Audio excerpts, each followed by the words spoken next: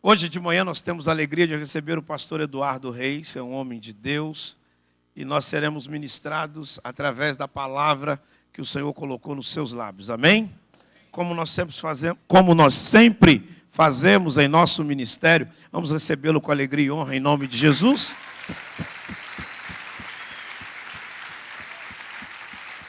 Glória a Deus. Pastor, fique à vontade, você está na sua igreja. Deus te abençoe. Obrigado.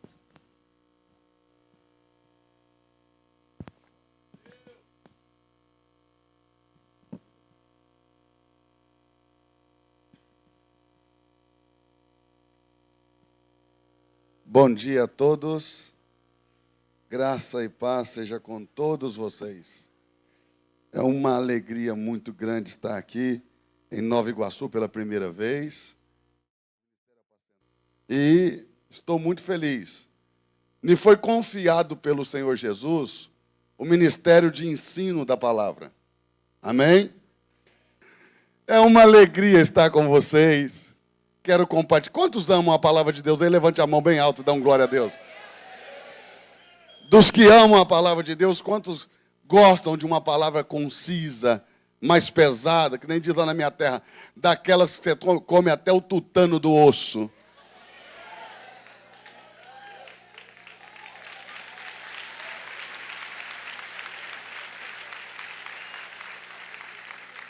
Eu vou pegar leve. Porque tem gente que está acordando ainda. É domingo. Tem uns que só aparecem nesse dia. Não pode travar ele hoje. Né?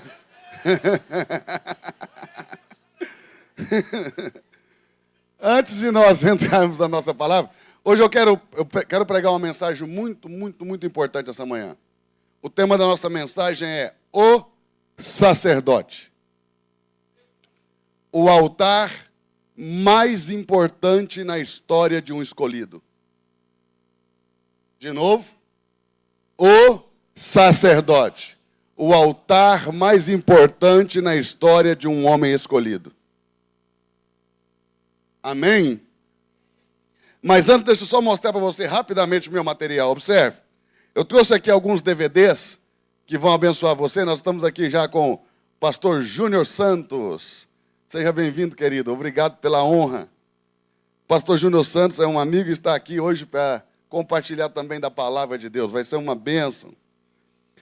Eu trouxe alguns DVDs, eu quero compartilhar aqui com vocês rapidamente. Ó. Dizimam e ofertam. Por que não prosperam? Dizimam e ofertam. Mesmo assim não prosperam. Por quê? Quem conhece alguém aí que dizima mesmo, com sinceridade, que oferta, e mesmo assim não prospera? Levante a mão. A ver? Glória a Deus. Tem ninguém, pastor Marcos. O negócio aqui é mais embaixo. Então você compra essa mensagem para você dar para o seu vizinho lá da outra igreja.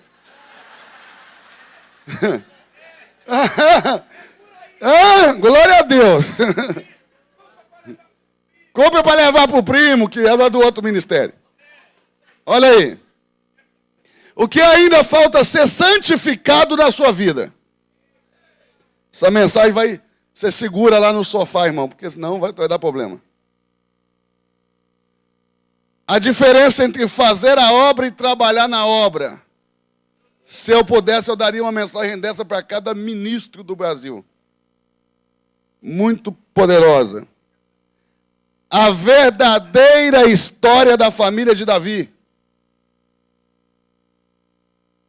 Quantos são dizimistas aí? Levante a mão. Meu Deus. É inacreditável, hein? Nunca vi desse jeito. Então, de parabéns. Então, essa mensagem aqui é para você que é dizimista. Os dizimistas que me perdoem. Vai acabar com você. Por quê? Nessa mensagem, nós vamos ensinar e mostrar na Bíblia que dízimo é apenas o ponto de partida da fé e não o ponto de chegada.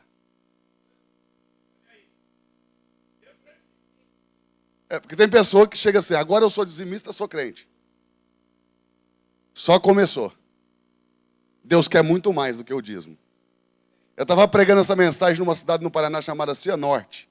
Lá tem um monte de fábrica de roupa. E tinha o dono de uma empresa famosa de roupa lá no culto. E no meio do culto ele levantou a mão e falou assim para mim assim: quer dizer então que Deus só quer o meu dinheiro? Falei, claro que não. Deus quer o seu dinheiro, o seu carro, sua casa, sua empresa, sua mulher, os seus filhos. Deus quer você. Mas ele começa no que é menos importante, porque quem não é fiel nas coisas pequenas não poderá ser nas coisas que são importantes. Então Deus começa pedindo dinheiro, mas ele quer a sua vida. O problema é que ninguém deu a vida se não dá o dinheiro, porque se você deu sua vida, seu dinheiro não significa mais nada.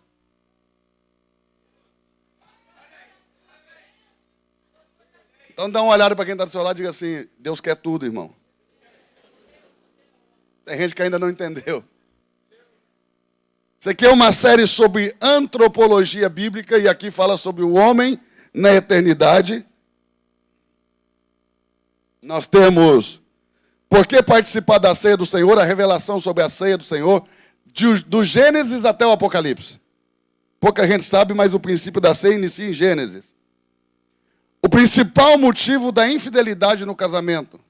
Essa mensagem também, se eu pudesse, eu dava uma para cada crente desse país. O sol da justiça nasceu para você. A pessoa que Deus não ama, se é que Deus pode não amar alguém. A origem do homem, Nefesh, a alma vivente.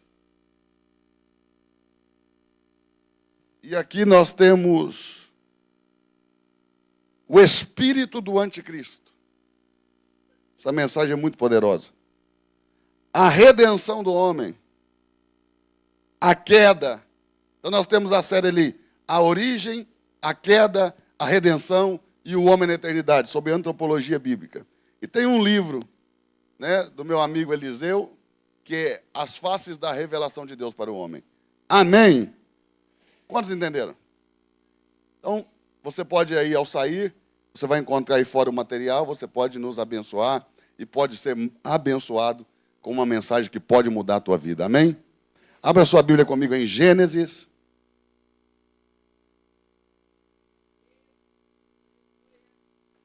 No capítulo de número 14.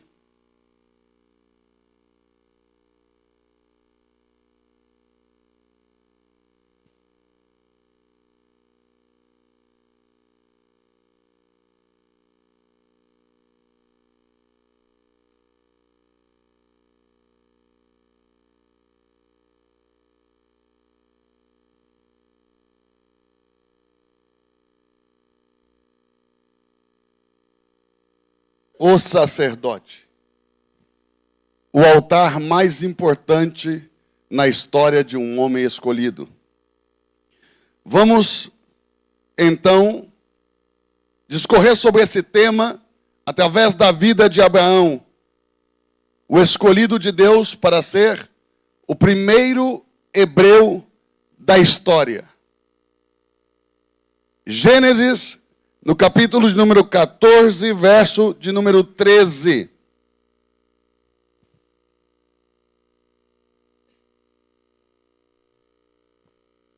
Porém veio um que escapara e contou a Abrão, o hebreu. Este habitava junto aos carvalhais de Manre, o amorreu, irmão de Escol e de Aner. Vamos orar a Deus? Pai, obrigado por essa manhã maravilhosa, obrigado pela tua palavra. Não te peço, Senhor, que revele a tua palavra a nós, mas te peço que revele a tua palavra em nós. Sejamos esta manhã como fontes de entendimento. Abra o nosso coração, como também a nossa mente para a tua santa palavra, e nos revele aquilo que está guardado no teu coração, como um tesouro revelado apenas aos filhos do reino. Em o nome de Jesus. Amém. A primeira vez que a palavra hebreu aparece na Bíblia Sagrada, em Gênesis, no capítulo 14, verso 13, Abrão é chamado hebreu. E o que vem a ser hebreu? Hebreu quer dizer aquele que veio do outro lado das águas. Deus tomou Abrão em um lugar na Mesopotâmia chamado Ur dos Caldeus ou Caldeia, e o fez peregrinar por toda a terra, e o levou a cruzar o grande rio chamado Eufrates. E qual era o intuito de Deus em levar Abraão a cruzar o grande rio Eufrates? O intuito de Deus era torná-lo hebreu, fazê-lo hebreu, passá-lo pelas águas. Por quê? Porque Deus não tem aliança com nenhum homem que não passou pelas águas. Antes de Deus fazer aliança com o homem, Deus primeiro passa pelas águas. Não podemos confundir. Deus salva um homem sem passá-lo pelas águas. Mas Deus não faz aliança com o homem sem passá-lo pelas águas. Deus queria fazer uma aliança com Abraão, por isso fez cruzar o grande rio Eufrates.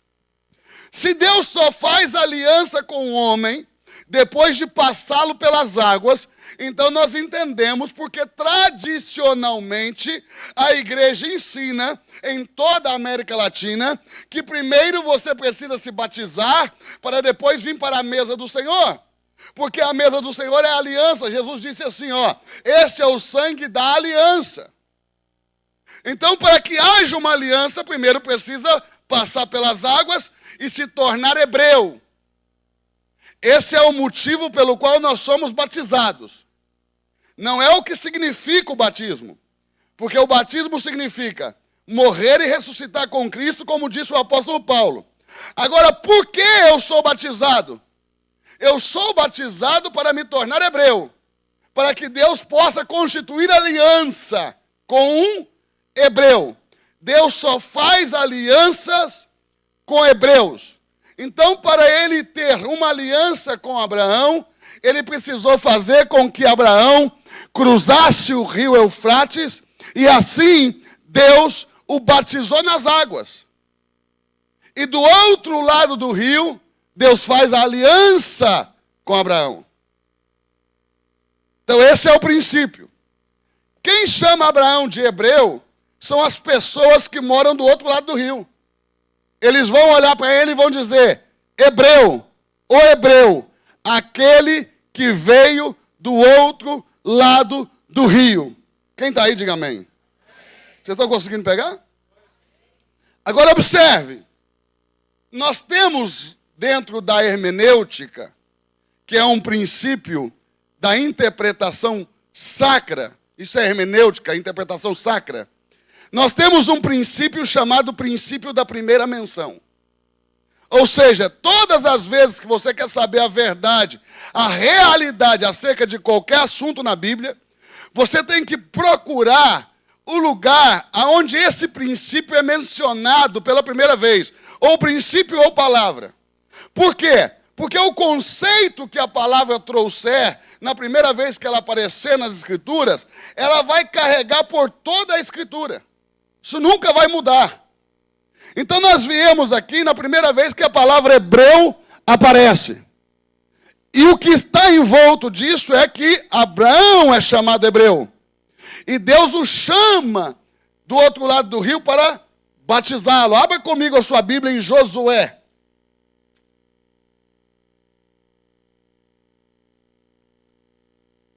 Josué, no capítulo 24,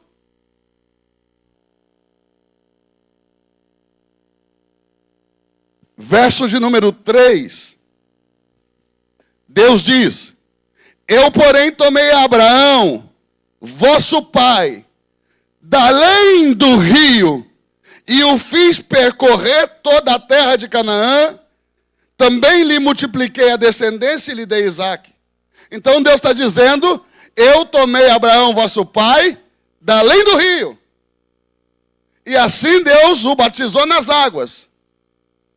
Isaque peregrinou pelo mesmo caminho do pai, pelo mesmo caminho de Abraão, e também cruzou o Eufrates, e também foi batizado nas águas no Eufrates. Depois vem Jacó e cruza o val do Jaboque e é batizado nas águas lá no val do Jaboque. Depois 70 almas entram no Egito. 400 anos mais tarde, quando Deus vai retirá-los, são 600 mil homens, fora as mulheres e crianças, quase 2 milhões de pessoas. E Deus queria aliança com esse povo. Como Deus iria batizar 2 milhões de pessoas? Abriu o Mar Vermelho. E passou 2 milhões de pessoas pelas águas em um só dia. E aí você vai aprender que ninguém vai batizar mais do que o nosso Deus. 2 milhões em um dia só. Toda essa geração que foi batizada no Mar Vermelho morreu no deserto.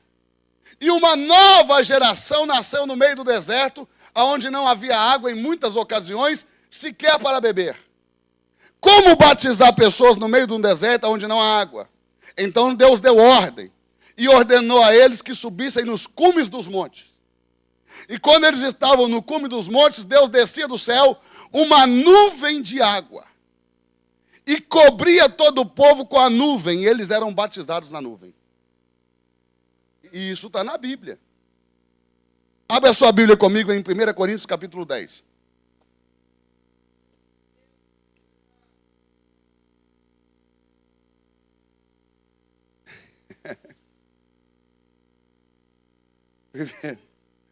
Primeira Coríntios no capítulo 10. Quantos estão por aí, diga amém. Se você encontrou, dá um sinal aí e diga glória a Deus. Verso de número 1. Ora, irmãos, não quero que sejais ignorantes acerca do batismo. Os vossos pais estiveram todos debaixo da nuvem, e todos passaram pelo mar, e foram todos batizados em Moisés, na nuvem e no mar. Era batismo. Era batismo. E depois do batismo, a aliança. E a aliança é na ceia. Então, depois do batismo, a ceia. Olha o verso 4. E beberam todos de uma mesma fonte espiritual. Olha o verso 3. E comeram todos de uma mesma comida espiritual. Ou seja, comida espiritual, bebida espiritual, ceia. Deus batizou e ministrou a ceia. Quem está aí, diga amém. Quem está aí, diga amém. Dá um glória a Deus aí. Por quê? Porque Deus nos faz passar pelas águas para fazer de cada um de nós um hebreu. Se você ainda não é hebreu, você precisa buscar isso com urgência, para que Deus possa fazer uma aliança com você. Então a primeira coisa que Deus faz é fazer de Abraão hebreu. Deus toma ele em Ur dos Caldeus, passa ele pelas águas e faz dele hebreu. Mas Deus diz claramente a ele: sai da tua terra, sai do meio da tua parentela e vem para a terra que eu te mostrarei. Ele sai, mas ele leva a família toda com ele, ele leva toda a parentela com ele. E para no meio do caminho, em uma cidade que estava em pleno desenvolvimento, chamada Harã. E ele fica em Harã por muitos anos, até que Deus desce lá novamente. Isso é Gênesis capítulo 12, que a maioria dos comentaristas colocam como título assim, ó, o chamado de Abraão. Mas não deve ter lido, porque ali Deus não está chamando Abraão. Ali Deus já está pelejando com Abraão para que ele continue caminhando debaixo do seu chamado. Porque o chamado de Abraão não aconteceu na cidade de Harã, aconteceu em Ur dos Caldeus. Abra a sua Bíblia comigo em Atos, no capítulo 7.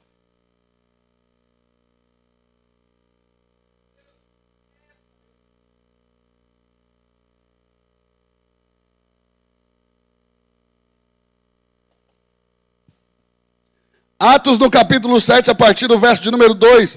Estevão respondeu: varões e irmãos e pais, ouvi. o Deus da glória apareceu a Abraão, nosso pai, quando ele estava na Mesopotâmia, antes de habitar em Harã. E lhe disse: sai da tua terra e da tua parentela, e venha para a terra que eu te mostrarei. Então saiu da sua terra, de Ur dos Caldeus, e foi habitar em Harã. Mas a chamada não era para Harã, a chamada era para Canaã. E ele foi habitar fora do propósito de Deus. E o problema da maioria dos homens e mulheres que servem a Deus hoje é esse: habitar fora do propósito de Deus. Deus te chamou para caminhar com propósito e para habitar em uma terra de propósito. Agora observe, ele vai habitar fora do propósito de Deus. O propósito de Deus era Canaã, ele parou para morar em Harã. Verso 4. Então saiu da terra dos caldeus e foi habitar em Harã. Dali, depois da morte de seu pai, Deus o trouxe. Por que Deus o trouxe? Por que não diz ele saiu? Por que diz Deus o trouxe? Porque a responsabilidade da morte de seu pai foi de Deus. Porque era o pai o impedimento para que ele continuasse andando. Então Deus mata o pai dele em Harã, e aí diz: agora vem. E depois da morte de seu pai, Deus o trouxe a Canaã, a terra em que agora habitais. Então ele nunca foi chamado para estar em Harã, ele foi chamado para Canaã. Abra comigo a sua Bíblia lá em Gênesis, no capítulo de número 11.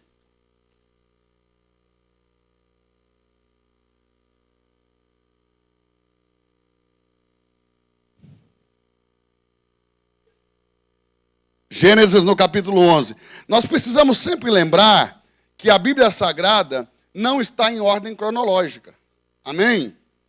Se você observar no capítulo 10, verso 25, a Bíblia diz assim, ó: a Éber nasceram-lhes filhos, e um teve por nome Peleg, porquanto em seus dias se repartiu a terra, e o nome de seu irmão era Joctã.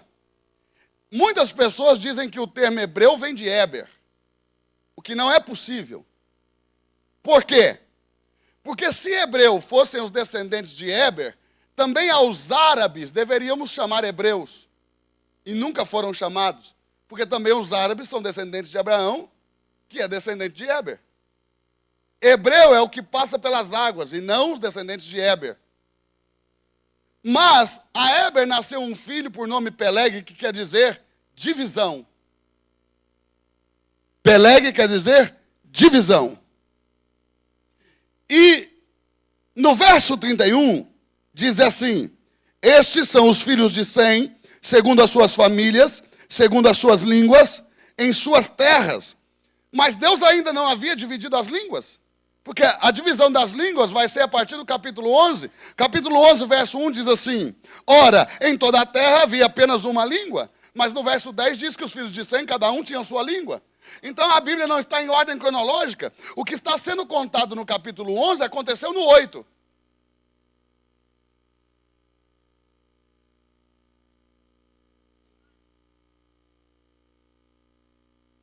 Estão pegando aí? Diga amém. Então, no verso 16 do capítulo 11, olha aí. No verso 16 do capítulo 11, diz assim: viveu Éber 34 anos e gerou a Peleg. Verso 18, Peleg viveu 30 anos e gerou a Reu. Reu gerou a Serug, no verso 20. No verso 22, Serug gerou a Naor. No verso 24 do capítulo 11, Naor gerou a Tera. No verso 26, Tera gerou Abraão, Naor e Harã. Só que Abraão, apesar de vir primeiro, ele é o filho mais novo. Harã é o filho mais velho. A genealogia está invertida, como no caso de Cristo em Mateus no capítulo 1. Mateus inverteu lá por causa deste texto aqui. Porque Mateus disse assim, ó: genealogia de Jesus Cristo. Filho de Davi, filho de Abraão. Então ele pôs primeiro Jesus, o mais novo, depois Davi, depois Abraão, como está aqui. Então Arã é o filho mais velho, Abraão é o filho mais novo. Agora, preste atenção nesse detalhe. Verso 27. São estas as gerações de Tera. Tera gerou Abraão, Naor e Arã gerou a Ló. E morreu Arã na terra do seu nascimento, em Ur dos Caldeus, então Arã não saiu com ele, porque ele morreu na terra do seu nascimento. Quando seu pai ainda era vivo. Verso 31.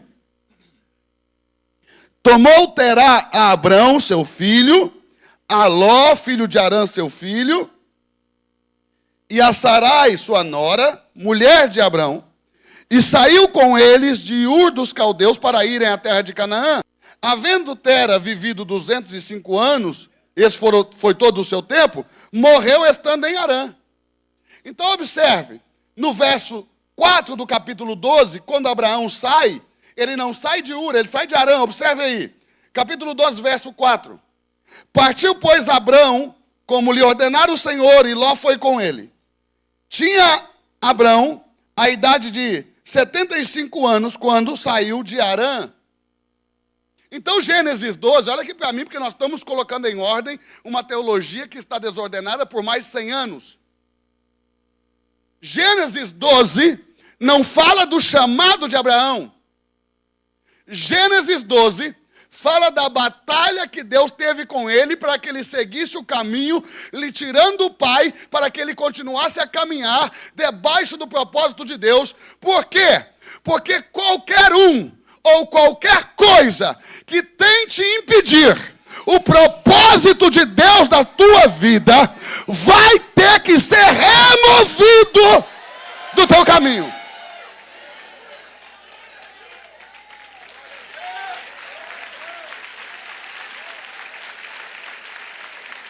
De novo, qualquer situação, qualquer pessoa que impeça o propósito de Deus de se cumprir na tua vida, terá que ser removido para que você volte a caminhar. A partir daqui, para a gente ganhar tempo, eu vou contar a história. Então agora, Abraão sai de Arã. E ele leva consigo o seu sobrinho, órfão, Ló. Ló era filho de Arã, o irmão mais velho de Abraão. Ló não era uma criança abandonada. Ló era um homem e tinha quase a mesma idade de Abraão.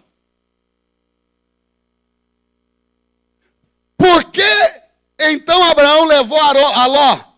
Porque na revelação que Deus deu a Abraão, de sua peregrinação, Deus lhe revelou um princípio que iria prosperar todos os seus caminhos e lhe iria dar vitória sobre todos os seus inimigos.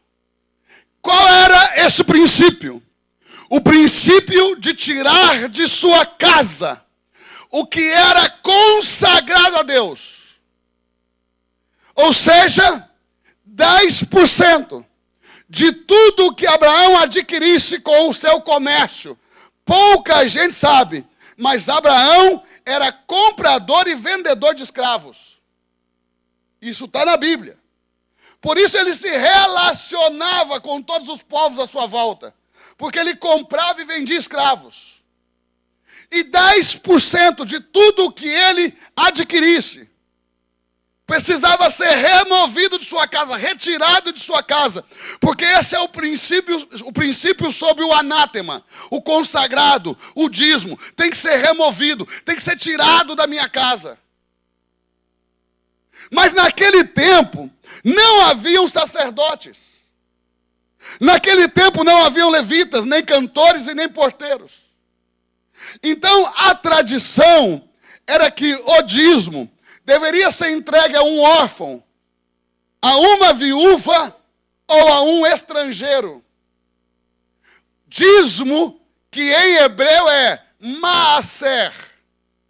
Princípio que eles praticam até hoje em Israel, até mesmo os que não são religiosos. Eles tiram seu Maaser. E como eles não têm o templo funcionando, não tem sacerdotes, não tem levitas, eles adotam pessoas necessitadas e eles dizimam na vida dessas pessoas. Os judeus, na sua tradição, por não terem sacerdócio levítico, porque Deus parou o sacerdócio levítico para levantar um sacerdócio da ordem de Melquisedeque. Então é o costume deles. Abraão não levou a Ló porque teve pena dele. Abraão levou o órfão porque ele sabia que o órfão poderia receber-lhe os dízimos e esse era o gatilho da sua prosperidade.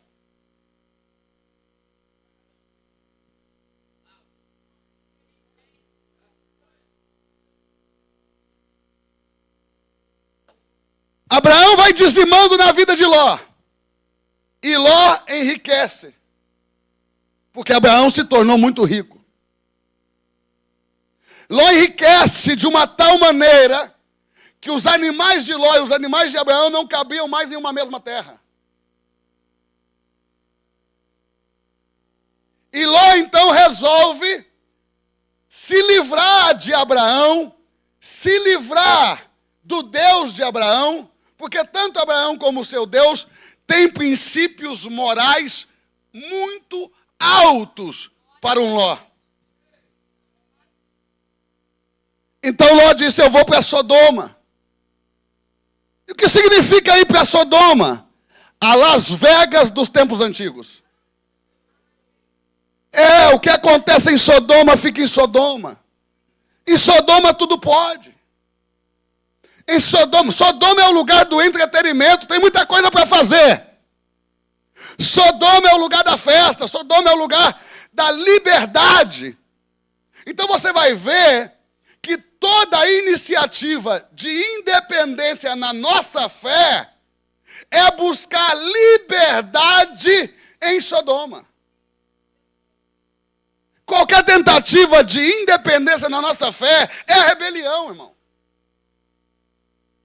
E ele desce para Sodoma, arma suas tendas. Se aparta de Deus. Abraão perde o órfão para quem ele dizimava. Sodoma, Gomorra,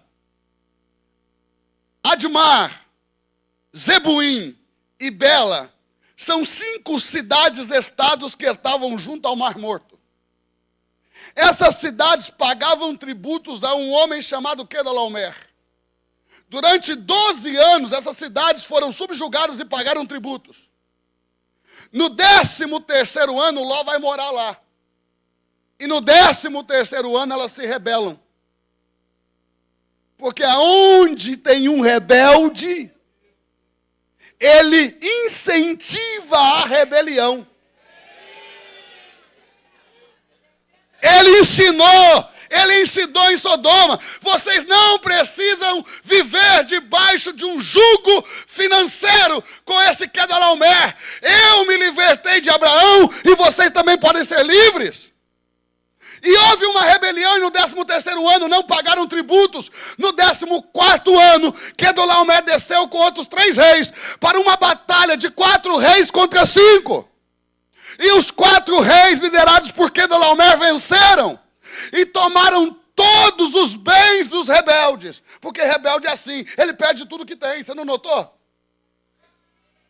Vou falar de novo. O rebelde é assim, ele perde tudo que tem. E eles tomaram então a riqueza de 9 reinos. Agora nós temos 4 reinos com a riqueza de 9. Mas se você olhar o texto bíblico, vai dizer assim, ó. Mas os bens de Ló, eles trouxeram separadamente. Porque Deus já deu ordem. Quedorlaomer, eu vou te dar a batalha, mas os bens de Ló você tem que trazer separado, porque é o dízimo. Por que Quedorlaomer venceu os 5 reis? Se é 5 contra 4, por que 4 venceram? Porque os que eram 5 estavam ilegalmente com a posse dos dízimos. E ninguém pode vencer uma batalha tendo posse ilegal dos dízimos do Senhor.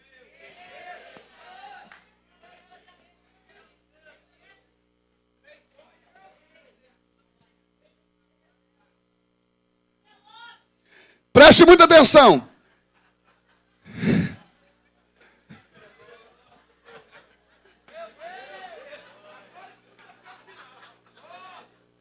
tenho que confessar. Essa é a igreja mais crente que eu já conheci.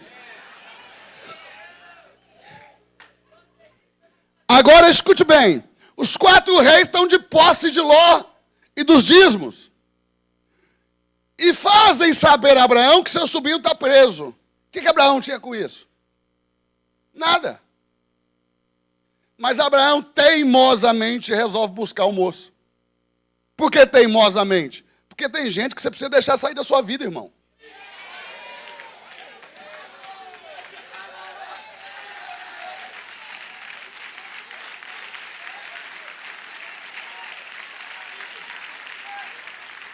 Vou falar de novo. Tem gente que você precisa deixar sair da sua vida.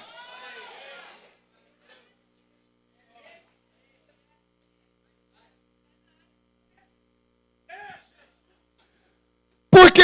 Porque não foi Ló que decidiu ir embora de perto de Abraão, foi Deus que tirou ele. Não sei se você, lendo, entendeu. Mas Deus falou com Abraão, sai, e o abençoou. E ele saiu debaixo de bênção. Mas ele levou a Ló. E desde o dia em que Abraão saiu com Ló, Deus não tornou a falar com Abraão. Todos os anos em que Ló e Abraão estavam juntos, Deus não tornou a falar com Abraão. Porque existem pessoas que impedem o nosso relacionamento com Deus. De novo, existem pessoas que impedem o nosso relacionamento com Deus. E desde que Abraão saiu com Ló, até o dia que Ló foi embora, Deus não falou mais com Abraão. Mas no dia em que Ló foi embora, no mesmo dia, Deus desceu até Abraão e disse: Abraão! Levanta agora os teus olhos e veja. Por que levanta agora? Porque antes ele não podia ver nem se ele quisesse. Porque Ló significa véu. E Ló era um véu nos olhos de Abraão. Então no capítulo 13, verso 14, dá uma olhada aí. Disse o Senhor a Abraão, depois que Ló se apartou dele: ergue agora os teus olhos desde onde está e veja. Olha aqui para mim, deixa eu te dizer uma coisa. Você não fez nada de errado. Você abençoou.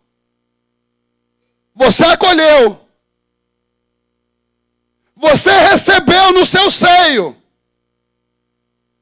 Você confiou. Você deu tudo o que você podia. E mesmo assim, se decepcionou.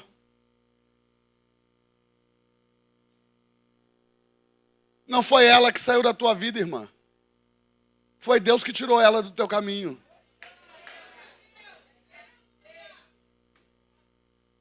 Não foram eles que saíram, pastor. Deus tirou eles.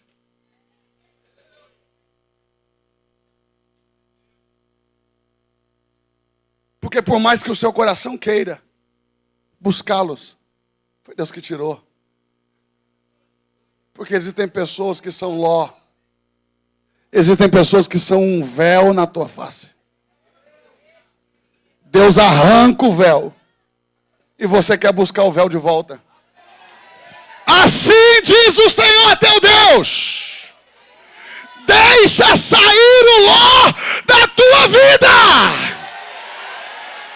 Não vai atrás dele. É Deus que trouxe a confusão. É Deus que fez a contenda para tirar da tua vida o Ló. Deixa embora. Deixa embora. Deixa embora. Deixa embora. Agora ergue os teus olhos e veja o que Deus tem preparado para ti. Levanta os olhos e veja. Levanta os teus olhos e veja. Levanta os teus olhos e veja.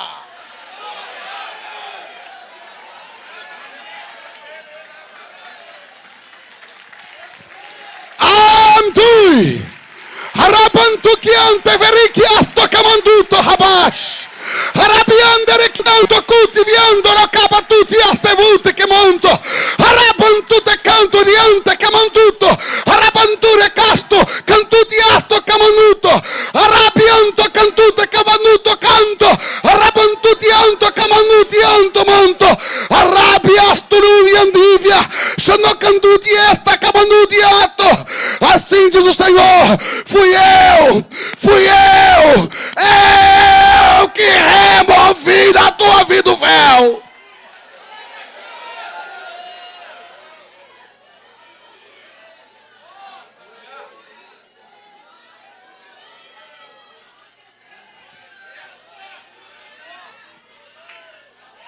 Você não fez pouco, não. Não tem nada a ver com você. Foi Deus que removeu.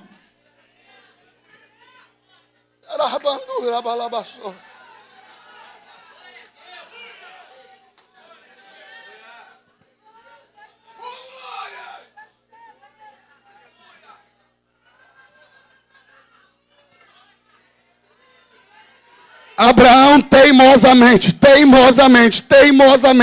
vai buscar Ló. Não vá buscar. Deixa embora. Vou falar de novo, é espiritual isso aqui. Deixa embora.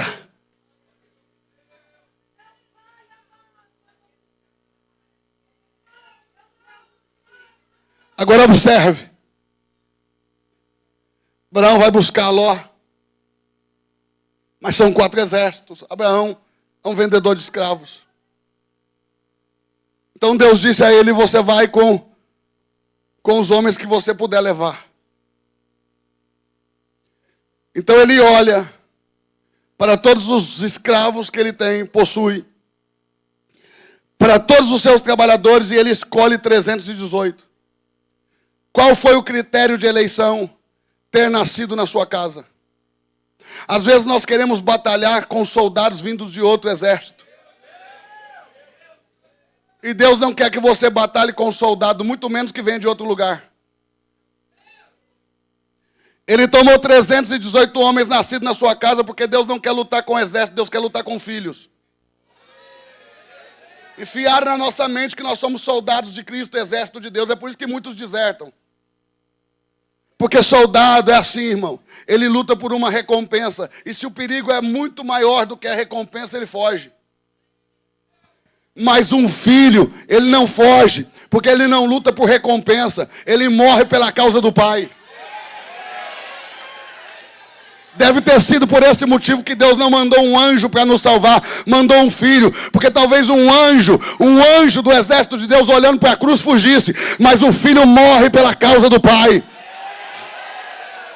Eu vim aqui para sentar essa manhã para dizer que Deus levanta aqui um exército de filhos que não vão fugir diante das adversidades, que não vão fugir diante das provas, que não vão fugir diante das batalhas, mas vão morrer pela causa do Pai. Se você é um desses, joga a mão aí da glória.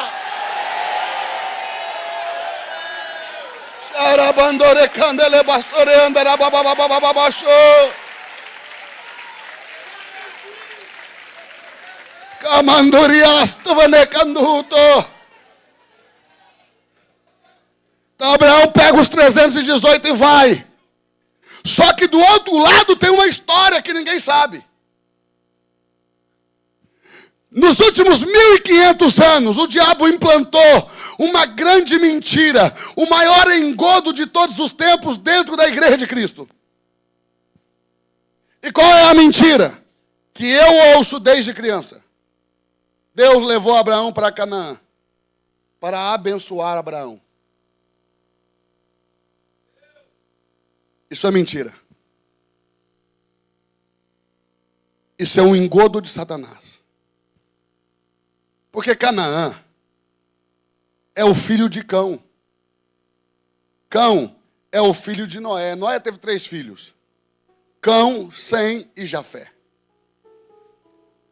Cão viu a nudez de seu pai violentamente, pervertidamente olhou para a nudez de seu pai, quando seu pai bebeu, depois de plantar a vinha. E ele zombou da nudez de seu pai, violentamente olhou para ela. Sem e Jafé tomaram uma capa, e de costas, com todo respeito, com todo cuidado, cobriu a nudez de seu pai. A nudez de Noé aponta para a nudez de Cristo. E cão simboliza todos aqueles que zombaram da nudez de Cristo na cruz. Sem, o povo semita, os judeus, e Jafé, o povo espiritual, a descendência espiritual de Abraão, que cobriram a nudez de Cristo, que creram em Cristo, que não zombaram da sua nudez. Assim, Noé, quando voltou do seu vinho, no seu furor, amaldiçoou cão, dizendo: maldito seja o teu fruto, maldito seja Canaã, seu filho, e descubram a nudez. Então Canaã se mudou para uma terra longínqua, e a terra recebeu o seu nome. 7 povos habitavam debaixo dessa terra, porque são os filhos de Canaã, todos eles debaixo da mesma maldição. E a terra de Canaã era uma terra maldita, de muito incesto, de muita perversão sexual. E aonde há perversão sexual, há também a escassez financeira.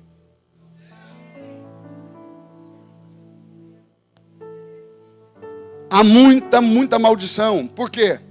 Porque os filhos de Canaã são incestuosos.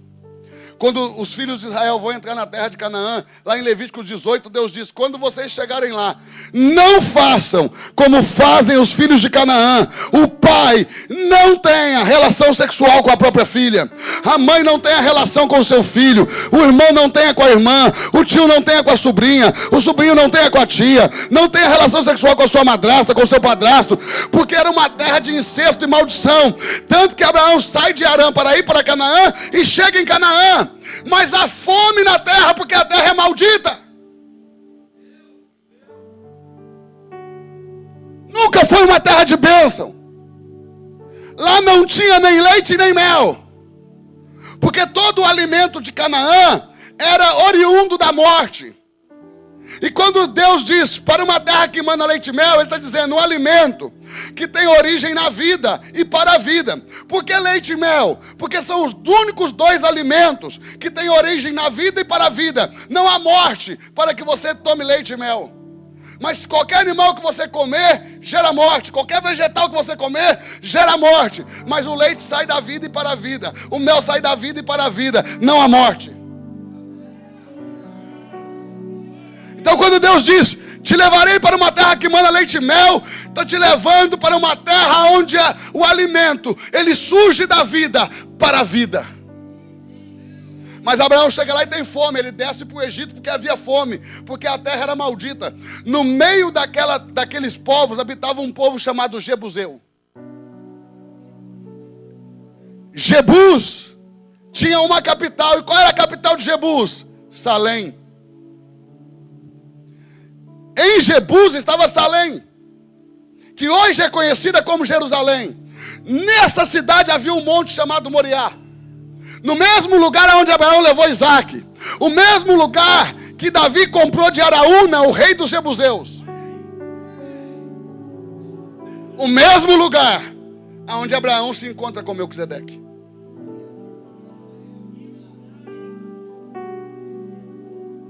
Melquisedeque já tinha ouvido da fama de Abraão. Mas quantos homens já disseram ter a bênção de Deus?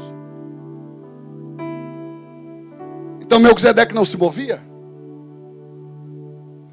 Mas quando ele ouve dizer que Abraão milagrosamente derrubou 4 exércitos com 318 homens, Melquisedeque pensa: ele é o escolhido.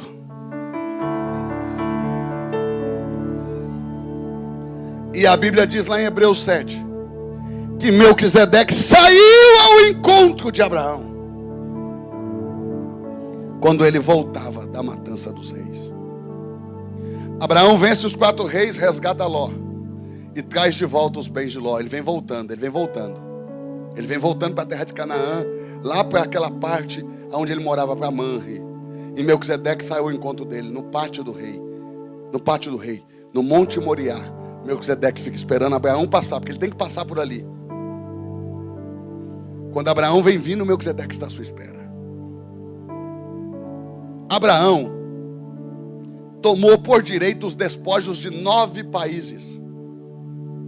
5 que tinham sido vencidos pelos 4, e agora ele venceu os 4 que venceram 5. A riqueza de 9 reinos. Abraão recebeu ali a oportunidade de enriquecer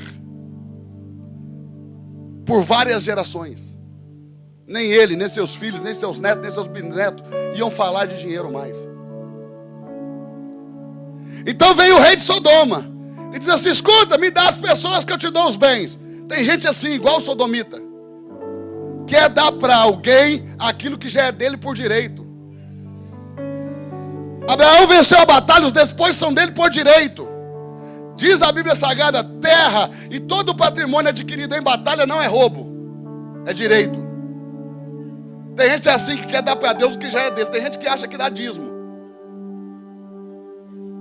mas o dízimo já é de Deus, filho. Você não está dando nada.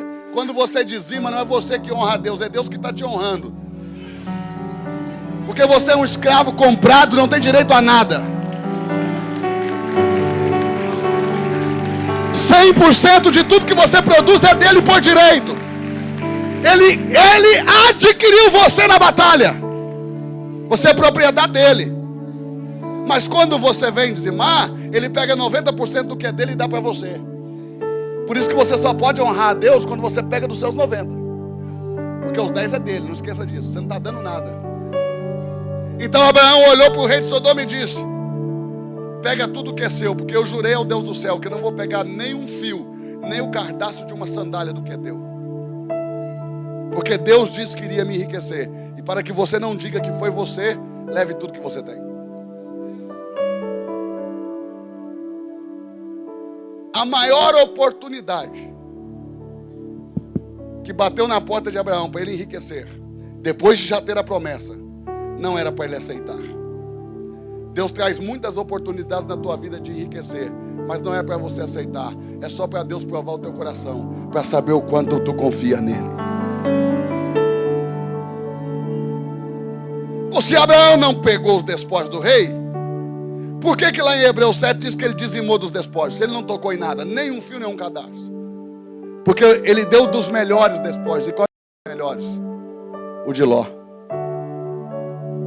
Então Abraão vem e Melquisedeque sai ao seu encontro.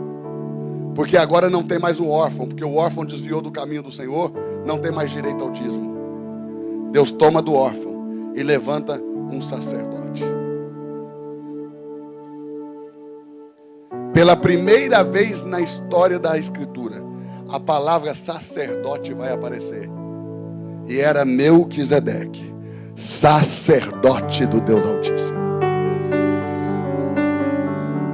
Abraão vai com os despojos de Ló. Melquisedeque vem com pão e vinho e se estabelece o modelo para o dízimo. Preste bem atenção. Melquisedeque abençoa Abraão e diz: bendito seja Abraão pelo Deus Altíssimo, possuidor do céu e da terra.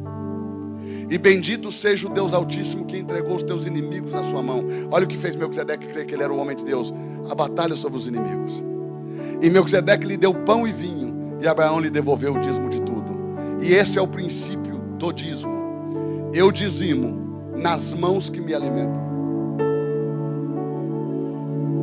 A maior desonra espiritual é você comer em uma mão e dizimar em outra. Essa é a maior desonra espiritual que uma pessoa pode cometer. Aí está o princípio: você dizima na mão do que te alimenta. E enfiaram na nossa cabeça que dízimo é para a igreja. Por quê? Porque disseram que Canaã ia abençoar Abraão. Mas se você leu, você sabe o que eu estou dizendo. Abraão não pode ser abençoado por Canaã, porque ele já saiu abençoado. Deus não chama ninguém para abençoar. Deus só chama os que ele abençoou.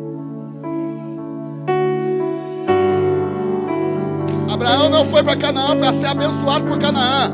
Abraão foi para Canaã para abençoar Canaã. Porque a bênção de Deus não está em lugares nem em coisas. A bênção de Deus só está no homem. Ele foi para Canaã para mudar a história daquele lugar. Não existe um lugar que pode mudar a tua história. Não existe uma coisa que tenha poder te abençoar. Existem pessoas que podem mudar a tua história. Existem pessoas que podem te abençoar. Agora escute bem. Porque Abraão vai lá e tem fome. Ele desce para o Egito, a terra continua em fome. Mas quando ele volta do Egito, ele começa a habitar em Canaã. A Bíblia diz assim, ó: e o deserto floresceu ao redor de Abraão.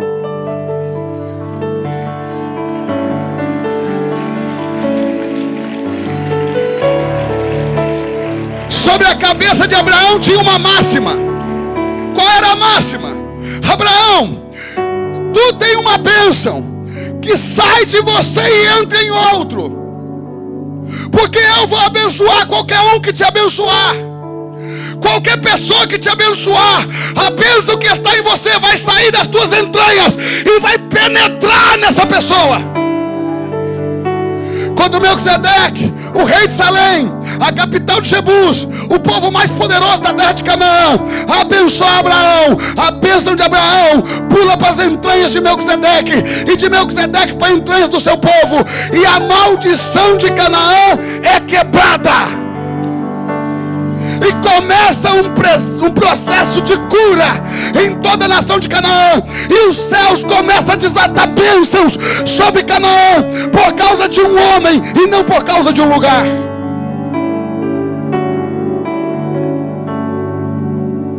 O maior altar e o mais importante altar de Deus na vida de um escolhido é o sacerdote que Deus levanta para ele.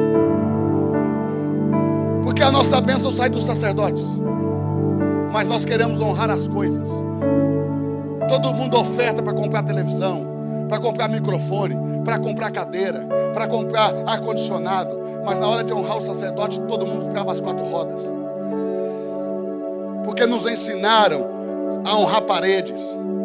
O dízimo é para a igreja. Não está escrito isso na Bíblia Sagrada. A Bíblia Sagrada nunca ensinou dízimos e ofertas para uma instituição. Nunca ensinou dízimo para uma instituição. Olha como diz a Bíblia: trazei todos os dízimos à casa do tesouro. Está certo? Para que haja mantimento na minha casa. Não é manutenção não, filho. Mantimento, parede não come. O fim do dízimo é o homem. Deus nunca teve no coração colocar dízimo em parede. Por quê? Porque levantaram o tabernáculo de Moisés com ofertas, levantaram o templo de Salomão com ofertas, e a oferta é a minha generosidade, o dízimo é a minha obrigação. Se a minha generosidade não for maior do que a minha obrigação, de maneira nenhuma entrarei no reino de Deus. Ou não lemos?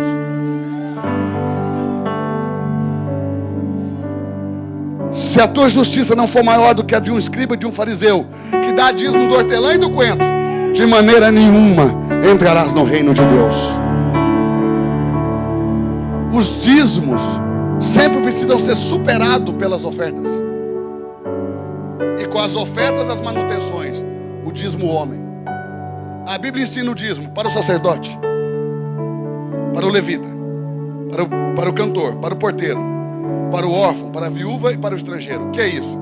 É a responsabilidade da igreja para com os desamparados que servem a Deus.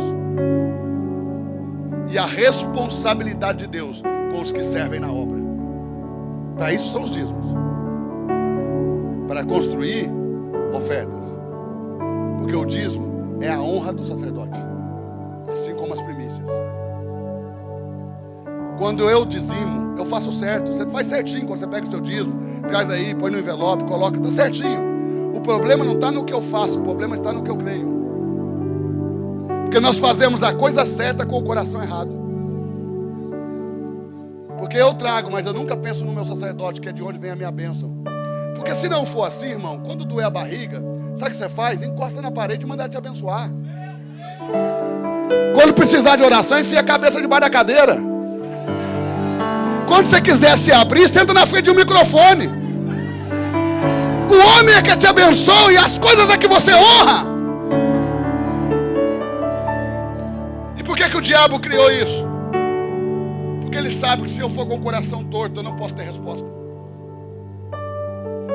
E Deus criou o dízimo como um princípio, para que eu, honrando o meu sacerdote, aquilo que está nele de Deus pule para mim. Abraão não era sacerdote. Até ele encontrar com Melquisedeque, em nenhum altar ele tinha matado um animal. Ele só tinha oferecido cereais.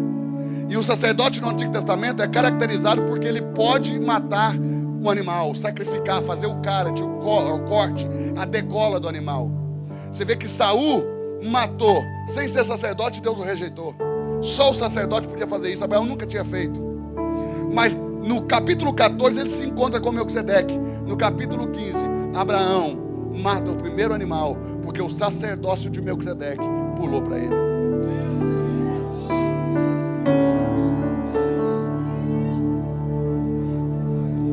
Da parede não pode sair nada para mim, mas do sacerdote pode.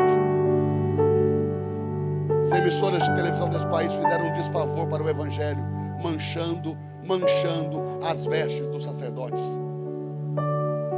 Nós precisamos curar o sacerdócio nesta nação. Abraão mata os animais. Tem gente que diz assim: pastor, mas esse negócio de transferir unção é verdade? Vamos tentar ver. Porque Elias pediu 2 vezes o Espírito que estava... Eliseu pediu 2 vezes o Espírito que estava sobre Elias. E Elias disse para ele assim: se você me vir quando eu subir, então vai ser feito. Só que quando Elias subiu, ele não pediu a unção dobrada. Ele disse assim: Deus meu, carros de Israel e seus cavaleiros. Por quê? O céu abriu. Ele viu carros e cavalos de fogo e falou: eu quero isso aí. Então os carros e cavalos de fogo vieram para Eliseu. E Elias jamais subiu para o céu numa carruagem de fogo. Isso é mentira. Mentira. A Bíblia diz que quando Deus estava para tomar Elias num redemoinho, e a Bíblia diz: e tomando o Senhor Deus a Elias num redemoinho, quem subiu no redemoinho foi Elias. Elias subiu no redemoinho, não tem carruagem de fogo. Eu sei que eles fazem uns desenhos dele até bater na rédea do cavalo, mas é mentira. É mentira, irmão. Não tem carruagem nenhuma, ele subiu no redemoinho. Os cavalos de fogo e a carruagem vieram para o ministério de Eliseu. Por isso que no capítulo 6, quando o moço acorda e vê o exército da Síria cercando os montes, ele diz: vamos morrer. Aí Eliseu sai da tenda e diz: fica calmo, mais são os que são conosco do que os que são contra nós. E o moço pergunta: mas não tem ninguém por nós? Aí Eliseu ora e diz: Senhor, abra os olhos dele para que ele veja. Aí ele viu cavalos e carros de fogo ao redor de Eliseu.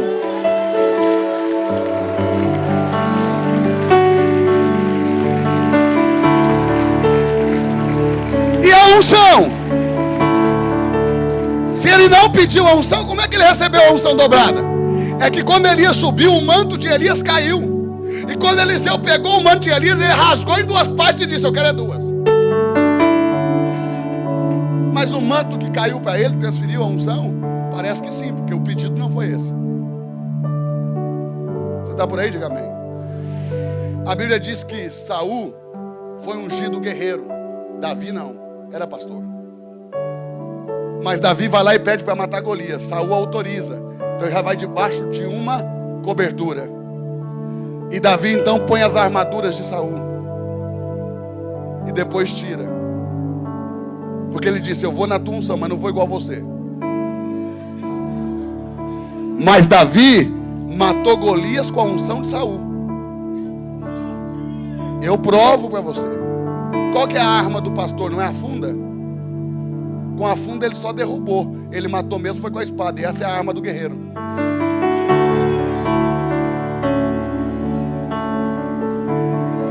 Davi matou Golias com a unção de Saul, irmão. Quem está aí? Olha o que a Bíblia diz. Estevão ministrava aos apóstolos, aos gentios, Estevão ministrava aos gentios na mesma unção dos apóstolos. Ele era diácono da igreja. Mas quem tem unção de apóstolo vai ser o quê? Mas Estevão pregou uma mensagem que o levou à morte. Por isso que você tem que ver que tem mensagem que é tão boa que mata. O pregador. Tem mensagem que é tão boa que o povo quer matar o pregador. Preste atenção. Estevão pregou uma mensagem. Apedrejaram ele. Mas olha o que diz a Bíblia. As vestes dele caíram aos pés de um jovem chamado Saulo, que foi apóstolo dos gentios. Pode ser só coincidência. Mas a nossa bênção está nas mãos dos homens que Deus levantou. O altar mais importante da tua vida é o sacerdote que Deus levantou para você. Pastor Marcos, vem aqui, vem aqui, vem aqui.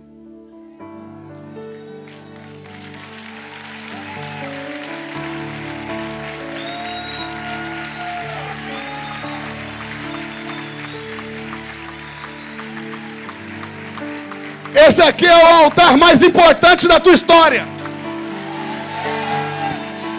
É o altar mais importante da tua vida.